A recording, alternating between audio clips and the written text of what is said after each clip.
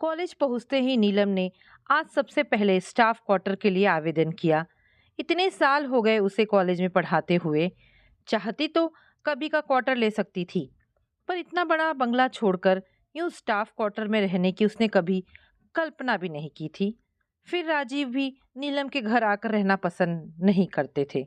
उनका अभिमान आहत होता था। उन्हें लगता कि वहां वे मिस्टर नीलम मेहता बनकर ही रह जाएंगे, और यह बात उन्हें कतई मंजूर न थी। आज सुबह ही राजीव ने उसे अपने घर से निकल जाने को कह दिया, जबकि नीलम को इस घर में 30 साल गुजर चुके हैं। कहने को तो राजीव ने उसे सब कुछ दिया है, अच्छा सा घर, 2 बच्चे, दुनिया की हर सुख सुविधा, लेकिन नहीं दिया तो बस मान सम्मान से जीने का अधिकार, हर अच्छी बात का श्रेय खुद लेना, नीलम के हर काम में मीन मेख निकालना, और बात बात पर उसको मिडिल क्लास मानसिकता का ताना देना। यही तो किया है राजीव ने शुरू से अब तक। बिस्तर पर लेटे लेटे नीलम अपने ही जीवन से जुड़ी घटनाओं का ताना बाना बुनने लगी। इतने सालों से नीलम को लगने लगा था कि उसे यह सब सहने की आदत सी हो गई है, पर आज सुबह उसका धैर्य जवाब दे गया। जैसे जैसे उम्र बढ़ रही थी, राजीव का कहना सुनना बढ़ता जा रहा था और नीलम की सहनशीलता खत्म होती जा रही थी। नीलम जानती है कि अमेरिका में रह रहे बेटे विवेक की शादी कर लेने की खबर राजीव बर्दाश्त नहीं कर पा रहे हैं, बल्कि उनके अहम को चोट पहुंची है। अब तक हर बात का निर्णय लेने का एकाधिकार उससे छीन जो गया था। राजीव की नज़रों में इसके लिए नीलम ही दोषी है, बच्चों को अच्छे संस्कार जो नहीं दे पाई। यही तो कहते हैं राजीव बच्चों की हर गलती या जिद पर, जबकि वो अच्छी तरह जानती है कि बच्चों के बारे में किसी भी तरह का फैसला लेने का कोई अधिकार उन्होंने नीलम को कभी दिया ही नहीं। यहाँ तक कि उसके प्रेगनेंसी के दौरान किसी डॉक्टर से चेकअप कराना है, क्या खाना है, कितना खाना है, आदि बातों में भी अपनी ही मर्जी चलाते। शुरू में तो नीलम को यह बात अच्छी लगी थी कि कितने केयरिंग हस्बैंड मिले हैं, लेकिन धीरे धीरे पता चला यह केयर नहीं अपितु स्टेटस का सवाल था। कितना चाहा था नीलम ने बेटी रिया आर्ट के क्षेत्र में नाम कमाए, पर उसे डॉक्टर बनाना पड़ा क्योंकि राजीव यही चाहते थे। बेटे को आईएएस बनाने की चाह भी नीलम के मन में धरी की धरी रह गई, और वह राजीव के आदेशानुसार वैज्ञानिक ही बना, जो आजकल नासा में कार्यरत है। ऐसा नहीं कि बच्चों की सफलता से नीलम खुश नहीं है या बच्चे अपने क्षेत्र से संतुष्ट नहीं हैं, लेकिन ये भी सच है कि राजीव इस सब से इसलिए संतुष्ट है कि बच्चों को इन क्षेत्रों में भेजने से वह और नीलम आज सोसाइटी में सबसे अलग नजर आ रहे हैं। पूरी जिंदगी सब कुछ अपनी इच्छा और पसंद को ही सर्वश्रेष्ठ मानने की आदत होने के कारण विवेक की शादी राजीव को अपनी हार प्रतीत हो रही थी। यही हार गुस्से के रूप में पिछले 1 हफ्ते से किसी न किसी कारण नीलम पर निकल रही है। राजीव को वैसे भी गुस्सा करने का कोई ना कोई कारण हमेशा से मिलता ही रहा है। राजीव यह क्यों नहीं समझते कि विवेक के इस तरह शादी कर लेने से नीलम को भी तो दुख हुआ होगा, पर उन्हें उसकी खुशी या दुख से कब सरोकार रहा है। जब विवेक का फोन आया तो नीलम ने कहा भी था, खुशी है कि बेटा तुम्हारी शादी हो रही है, लेकिन तुम अगर हमें अपनी पसंद बताते तो हम यही बुलाकर तुम्हारी शादी करवा देते, सभी लोगों को इनविटेशन देते। वहां बहू को कैसा लगेगा जब घर पर नई बहू का स्वागत करने वाला कोई भी नहीं होगा। ओ मॉम, आप भी, कोई कैसे नहीं होगा, रिया दीदी और जीजा जी आ रहे हैं ना। आपको तो पता है कि अपनी पसंद बताने पर पापा कभी नहीं होने देते ये शादी। रिया दीदी की बार का याद नहीं है आपको? डॉक्टर अभय को तो दीदी ने उस तरह पसंद भी नहीं किया था, बस पापा ने उन्हें रेस्टोरेंट में साथ बैठे ही तो देखा था। पर घर में कितने दिनों तक हंगामा रहा था। दीदी ने कितना कहा था कि डॉक्टर अभय केवल उनके कलीग हैं, पर कभी पापा ने सुनी? उन्होंने आनन फानन में कैसे अपने दोस्त के डॉक्टर बेटे के साथ शादी करवा दी। ये ठीक है कि जीजाजी भी एकदम परफेक्ट हैं। सॉरी मॉम, मेरी शादी के कारण आपको पापा के गुस्से का सामना करना पड़ेगा। रियली मॉम, आज मैं महसूस करता हूँ कि आप कैसे उनके साथ इतने सालों से निभा रही हैं। You are great mom, I salute you. Okay, phone रखता हूँ, शादी की फ़ोटो ईमेल कर दूंगा। नीलम विवेक की इन बातों से सोच में पड़ गई। सच ही तो कहा था उसने, लेकिन वो गुस्सा एक बार में ख़त्म नहीं हुआ था। पिछले 1 हफ्ते से रोज ही उसे इस स्थिति से दो चार होना पड़ रहा है। सुबह यही तो हुआ था जब राजीव ने पूछा था, सुना कल तुम महिमा के यहाँ गई थी? हाँ। मुझे बताया क्यों नहीं? कल रात आप बहुत लेट आए तो ध्यान नहीं रहा। ध्यान नहीं रहा का क्या मतलब है? फोन करके बता सकती थी। कोई काम था वहाँ? महिमा बहुत दिनों से घर पर बुला रही थी। कॉलेज में कल शाम की क्लास भी नहीं थी, सोचा उससे मिलती चलूं। तुम्हें मौका मिल गया ना मुझे नीचा दिखाने का। तुम्हें शर्म नहीं आई कि बेटे ने ऐसी करतूत की है और तुम रिश्तेदारी निभाती फिर रही हो? महिमा आपकी बहन होने के साथ साथ कॉलेज के ज़माने की मेरी फ्रेंड भी है। और रही बात बेटे की, तो उसने शादी ही तो की है, गुनाह तो नहीं। पता है मुझे, तुम्हारे ही शह से बिगड़ा है वह। जब माँ बिना पूछे काम करती है तो बेटे को कैसे रोक सकती है? भूल जाती हो तुम कि अभी मैं जिंदा हूँ, इस घर का मालिक हूँ। मैंने क्या काम किया है आपसे बिना पूछे? इस घर में कोई सांस तो ले नहीं सकता बिना आपकी अनुमति के। हवा भी आपसे इजाजत लेकर यहाँ प्रवेश करती है। जिंदगी की छोटी छोटी खुशियों को भी जीने नहीं दिया। ये तो मैं ही हूँ कि जो यह सब सहन करती रही। क्या सहन कर रही हो तुम? जरा मैं भी तो सुनूं। ऐसा स्टेटस, ऐसी शान, सोसाइटी में एक पहचान है तुम्हारी, और कौन सी खुशियां चाहिए? नीलम तंग आ गई इन बातों से। हार कर उसने कह दिया, देखो राजीव, ये रोज रोज की खिचखिच बंद करो। अब इस उम्र में मुझसे और बर्दाश्त नहीं होता। मुझे ये सब अच्छा नहीं लगता। नहीं बर्दाश्त होता तो चली जाओ यहाँ से। जहाँ अच्छा लगता है वहां चली जाओ।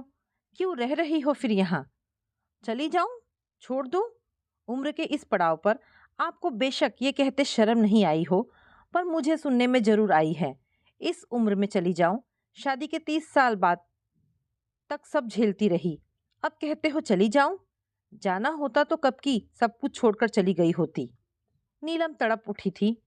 जिंदगी का सुख राजीव ने केवल भौतिक सुख सुविधा ही जाना था।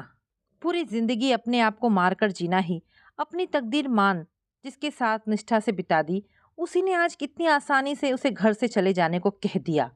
हाँ, आज मुझे यह घर छोड़ ही देना चाहिए। अब तक पूरी जिंदगी राजीव के हिसाब से ही जी है, ये भी सही। सारी रात नीलम ने इसी सोच के साथ बिता दी। शादी के बाद कितने वक्त तक तो नीलम राजीव का व्यवहार समझ ही नहीं पाई थी। किस बात पर झगड़ा होगा और किस बात पर प्यार बरसाने लगेंगे, कहा नहीं जा सकता। कॉलेज से आने में देर हो गई तो क्यों हो गई? घर बार की चिंता नहीं है, और अगर जल्दी आ गई तो कॉलेज टाइम पास का बहाना है। बच्चों को पढ़ाना थोड़े ही है। दुनिया की नज़र में राजीव से आदर्श पति और कोई हो ही नहीं सकता। मेरी हर सुख सुविधा का ख्याल रखना, विदेशों में घुमाना, एक से एक महंगी साड़ियाँ खरीदवाना, गहने, गाड़ी, बंगला क्या नहीं दिया। लेकिन वह यह नहीं समझ सके कि सुख सुविधा और खुशी में बहुत फर्क होता है। नीलम की विचार श्रृंखला टूटने का नाम ही नहीं ले रही थी। मैं इनके बिना पसंद के एक रुमाल तक नहीं खरीद सकती। बिना इनकी इच्छा के बालकनी में नहीं खड़ी हो सकती। इनकी इच्छा के बिना घर में फर्नीचर इधर से उधर 1 इंच भी सरका नहीं सकती। नया खरीदना तो दूर की बात, क्योंकि इनकी नज़र में मुझे इन चीज़ों की, इन बातों की समझ नहीं है। बस एक नौकरी ही है जो मैंने छोड़ी नहीं। राजीव ने बहुत कहा कि सोसाइटी में सभी की पत्नियां किसी न किसी सोशल काम से जुड़ी रहती हैं। तुम भी कुछ ऐसा ही करो। देखो, महिमा भी तो यही कर रही है। पर तुम्हें क्या पता, पहले हमारे बीच खूब बहस होती थी, पर धीरे धीरे मैंने ही बहस करना छोड़ दिया। आज मैं थक गई थी ऐसी जिंदगी से। बच्चों ने तो अपना नीड अलग बना लिया। अब क्या इस उम्र में मैं, हाँ शायद यही सही होगा, कम से कम जीवन की संध्या मैं बिना किसी मानसिक पीड़ा के बिताना चाहती हूँ। राजीव तो इतना सब कुछ होने के बाद भी सुबह की उड़ान से अपने काम के सिलसिले में 1 सप्ताह के लिए बाहर चले गए। उनके जाने के बाद नीलम ने रात में सोची गई अपनी विचारधारा पर अमल करना शुरू कर दिया। अभी तो रिटायरमेंट में 6-7 वर्ष बाकी है, इसलिए अभी क्वार्टर लेना ही ठीक है। आगे की आगे देखी जाएगी। नीलम को क्वार्टर मिले आज कई दिन हो गए, लेकिन राजीव को वह कैसे बताए। कई दिनों से इसी असमंजस में थी। दिन बीतते जा रहे थे। प्रोफेसर माया जो नीलम के ही विभाग में है, और क्वार्टर भी नीलम को उसके साथ वाला ही मिला है। कई बार उससे शिफ्ट करने के बारे में पूछ चुकी है। नीलम थी कि बस आजकल करती टाल रही थी। सच तो ये है कि नीलम ने उस दिन आहत होकर क्वार्टर के लिए आवेदन कर दिया था और ले भी लिया, पर इस उम्र में पति से अलग होने की हिम्मत वह जुटा नहीं पा रही थी। यह उसके मध्यम वर्गीय संस्कार ही थे जिनका राजीव ने हमेशा ही मजाक उड़ाया है। ऐसे ही 1 महीना बीत गया। इस बीच कई बार छोटी मोटी बातें हुई, पर नीलम ने अब खुद को तटस्थ कर लिया। लेकिन वो भूल गई थी कि राजीव के विस्फोट का एक बहाना उसने स्वयं ही उसे थाली में परोस कर दे दिया है। कॉलेज से मिलने वाली सैलरी बेशक राजीव ने कभी उससे नहीं ली और न ही बैंक में जमा पैसे का कभी हिसाब मांगा, पर नीलम अपनी सैलरी का चेक हमेशा ही राजीव के हाथ में रखती रही है। वह भी उसे बिना दिखे लौटा देते हैं। इतने वर्षों से यही नियम चला आ रहा है। नीलम ने जब इस महीने भी चेक लाकर राजीव को दिया तो उस पर एक नज़र डालकर वो पूछ बैठे, इस बार चेक में अमाउंट कम क्यों है? पहली बार ऐसा प्रश्न सुनकर नीलम चौंक गई। उसने सोचा ही नहीं था कि राजीव चेक को इतने गौर से देखते हैं। अब उसे बताना ही पड़ा। अगले महीने से ठीक हो जाएगा। इस महीने शायद स्टाफ क्वार्टर के कट गए होंगे। अभी उसका वाक्य पूरा भी नहीं हुआ था। स्टाफ क्वार्टर के? किसका? तुम्हारा? कब लिया? क्यों लिया? और मुझे बताया भी नहीं? नीलम से जवाब देते नहीं बना। बहुत मुश्किल से टूटे फूटे शब्द निकले। 1 डेढ़ महीना हो गया है। मैं बताना चाह रही थी, लेकिन अवसर ही नहीं मिला। वैसे भी अब मैं उसे वापस करने की सोच रही हूँ।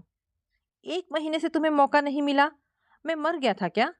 यूँ कहो कि तुम बताना नहीं चाहती थी, और जब लिया है तो वापस करने की क्या जरूरत है? रहो उसमें। नहीं नहीं, मैंने रहने के लिए नहीं लिया। फिर किस लिए लिया है? उस दिन आपने ही तो मुझे घर से निकल जाने को कहा था। तो गई क्यों नहीं अब तक? मैं पूछता हूँ, अब तक यहाँ क्या कर रही हो? आपकी वजह से नहीं गई। समाज क्या कहेगा आपको कि इस उम्र में अपनी पत्नी को निकाल दिया? आप क्या जवाब देंगे? आपकी ज़रूरतों का ध्यान कौन रखेगा? मैं समाज से नहीं डरता। किसमें साहस है जो मुझसे सवाल करेगा? और मेरी ज़रूरतों के लिए तुम्हें परेशान होने की ज़रूरत नहीं है। जिसके मुंह पर भी 4 पैसे मारूंगा दौड़कर मेरा काम करेगा। मेरा ख्याल करके नहीं गई। 4 पैसे की नौकरी पर इतराती हो? अरे मेरे बिना तुम हो क्या? तुम्हें समाज में लोग मिसेस राजीव मेहता के नाम से जानते हैं। नीलम का गुस्सा आज फिर अपना चरम पार करने लगा। चुप रहिए, मैंने पहले ही कहा था कि अब मुझसे सहन नहीं होता। कौन कहता है कि बर्दाश्त करो? अब तो तुमने घर भी ले लिया है। जाओ, चली जाओ यहाँ से। मैं भूल गया था कि तुम जैसे मिडिल क्लास को कोठी बंगले रास नहीं आते। तुम्हारे लिए तो वही 1 2 कमरों का दड़बा ही ठीक है। नीलम इस अपमान को सह नहीं पाई और तुरंत ही अंदर जाकर अपना सूटकेस तैयार किया और वहां से निकल पड़ी, आंखों में आंसू लिए। आज कोठी के फाटक को पार करते ही नीलम को ऐसा लगा मानो कितने सालों की घुटन के बाद उसने खुली हवा में सांस ली है। सारी रात आंखों में ही काट दी नीलम ने। अपने नए घर में सुबह ही झपकी लगी कि डोरबेल से आंख खुल गई। सोचा शायद राजीव होंगे, पर प्रोफेसर माया थी। बाहर से ताला खुला देखा इसलिए बेल बजा दी। कब आई आप? शालीनता से पूछा था माया ने। रात ही में। ओह, अच्छा, पता ही नहीं चला। और मिस्टर मेहता? वे बाहर गए हैं। तब तक 2 4 दिन में यहाँ रहकर देखती हूँ, फिर देखेंगे। माया भेद भरी मुस्कान से बाय कहकर वहां से चल दी। पूरा दिन निकल गया इंतजार में। नीलम को बार बार लग रहा था राजीव अब आएंगे, तब आए, पर वह नहीं ही आए। रात होते होते नीलम अपने मन को समझा ली थी। किसे या किसका इंतजार था मुझे? उसका, जिसने घर से निकाल दिया। अगर उन्हें आना ही होता तो मुझे निकालते ही क्यों? सचमुच मैं उनकी जिंदगी का अवांछनीय अध्याय हूँ। लेकिन ऐसा तो नहीं कि मैं जबरदस्ती ही उनकी जिंदगी में शामिल हुई थी। कॉलेज में मैं और महिमा एक साथ पढ़ते थे। एक ही कक्षा और एक जैसी रुचियां होने के कारण हमारी जल्दी ही दोस्ती हो गई। महिमा और मुझ में कुछ फर्क था तो बस यही कि वह अपनी कार से कॉलेज आती, जिसे ड्राइवर चलाता और बड़ी इज्जत के साथ कार का गेट खोलकर उसे उतारता बैठाता, और मैं डीटीसी की बस में सफ़र करती, जो सचमुच ही कभी कभी अंग्रेजी भाषा का सफ़र हो जाता था। मेरा मुख्य उद्देश्य था शिक्षा के क्षेत्र में अपना कैरियर बनाना और महिमा का केवल ग्रेजुएशन की डिग्री लेना। इसके बावजूद वह पढ़ाई में बहुत तेज थी और अभी भी है। ग्रेजुएशन करने तक मैं कभी महिमा के घर नहीं गई। अच्छी दोस्ती होने के बाद भी मुझे लगता है कि मुझे उससे एक दूरी बनानी है। कहाँ वह और कहाँ मैं। लेकिन जब मैंने एमए का फॉर्म भरा तो मुझे देख उसने भी भर दिया, और इस तरह हम 2 वर्ष तक और एक साथ हो गए। इस दौरान मुझे 2 4 बार उसके घर जाने का मौका मिला। घर क्या था, बंगला था। मेरी हैरानी तब और बढ़ गई जब एमफिल के लिए मेरे साथ साथ उसने भी आवेदन कर दिया। मेरे पूछने पर महिमा ने कहा था, यार मम्मी पापा शादी के लिए लड़का ढूंढ रहे हैं, जब तक नहीं मिलता पढ़ लेते हैं, तेरे साथ साथ जब तक चला जाए। बिना किसी लक्ष्य के महिला मेरे साथ कदम दर कदम मिलाती हुई बढ़ती जा रही थी और एक दिन हम दोनों को ही लेक्चरर के लिए नियुक्ति मिल गई। इस खुशी में उसके घर में एक भव्य पार्टी का आयोजन किया गया था। उसी पार्टी में पहली बार उसके भाई राजीव से मेरी मुलाकात हुई। बाद में मुझे पता चला कि उस दिन पार्टी में मेरे रूप सौंदर्य से प्रभावित होकर महिमा के मम्मी पापा ने महिमा की शादी के बाद मुझे अपनी बहू बनाने पर विचार किया, जिस पर अंतिम मोहर मेरे घर वालों को लगानी थी, जो इस रिश्ते से मन से खुश भी थे और उनकी शानो शौकत से भयभीत भी। इस सब में लगभग 1 साल का समय लगा। राजीव कई बार मुझसे मिले। वे जानते थे कि मैं एक मध्यम वर्गीय समाज की हूँ। शानो शौकत मेरे खून में नहीं, लेकिन शादी के पहले मेरी यही बातें, मेरी सादगी उन्हें अच्छी लगती थी, जो उनकी सोसाइटी में पाई जाने वाली लड़कियों से मुझे अलग करती थी। नीलम को यहाँ रहते 1 महीना हो चुका था। कुछ दिन तो दरवाजे की हर घंटी पर वह राजीव को उम्मीद लगाती, लेकिन उम्मीद होती ही टूटने के लिए है। इस अकेलेपन को नीलम समझ ही नहीं पा रही थी। कभी तो अपने छोटे से घर में 53 वर्षीय प्रोफेसर डॉक्टर नीलम मेहता का मन कॉलेज गर्ल की तरह कुलाचे मार रहा होता कि यहाँ यह कांच के वर्क वाली वॉल हैंगिंग सही लगेगी और यह स्टूल यहाँ नहीं, इसे इस कोने में रख देती हूँ। घर में कपड़े की वॉल हैंगिंग लगाते समय नीलम को याद आया जब वह जनपद से यह खरीद कर लाई थी और उसे ड्राइंग रूम में लगाने लगी तो राजीव ने कैसे डांट कर मना कर दिया था कि यह 100 रुपये का घटिया सा कपड़े का टुकड़ा यहाँ लगाओगी, इसका पोछा बना लो, वही ठीक रहेगा, नहीं तो अपने जैसे ही किसी को ही दे देना। नीलम अब अपनी इच्छा से हर चीज सजा रही थी।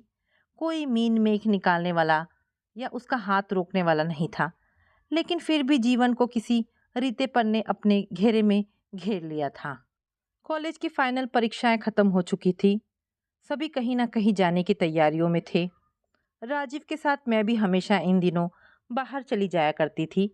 सोचकर अचानक नीलम को याद आया कि बेटा विवेक के पास जाना चाहिए। उसकी शादी पर तो नहीं जा पाई थी, फिर वहीं से बेटी रिया के पास भी होकर आऊंगी। बस तुरंत बेटे को फ़ोन किया और अपनी तैयारियों में लग गई। कितनी खुशी झलक रही थी विवेक की आवाज़ में। और 2 दिन बाद ही अमेरिका से हवाई जहाज का टिकट भी भेज दिया था। फ्लाइट का समय हो रहा था। ड्राइवर सामान नीचे ले जा चुका था। नीलम हाथ में चाबी लेकर बाहर निकलने को ही थी कि दरवाजे पर दस्तक हुई। उफ, इस समय कौन होगा? देखा, दरवाजे पर राजीव खड़े हैं। क्षण भर को तो नीलम किंग कर्तव्य विमूढ़ हो गई। उफ, 2 महीनों में ही यह क्या हो गया राजीव को? मानो सालों के मरीज हो। कहीं जा रही हो क्या? राजीव ने उसकी तंद्रा तोड़ते हुए पूछा। हाँ, विवेक के पास।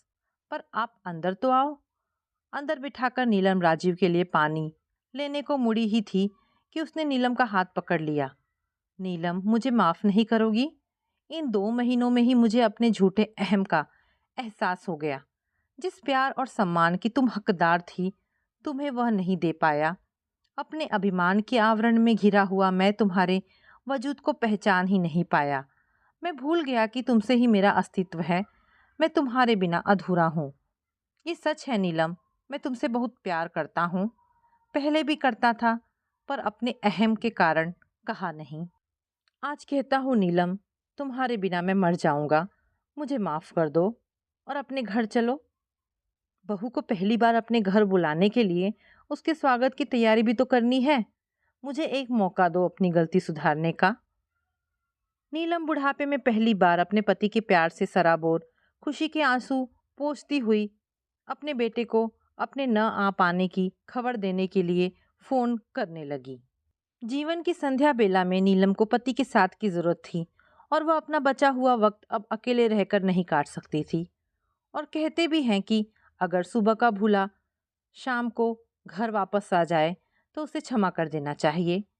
इस तरह नीलम ने भी अपने पति राजीव को क्षमा कर दिया। तो दोस्तों, ये छोटी सी कहानी यहाँ पर समाप्त होती है। आशा करती हूँ कहानी आपको पसंद आई होगी। अगर कहानी पसंद आई है तो प्लीज़ इसे लाइक एंड शेयर करें।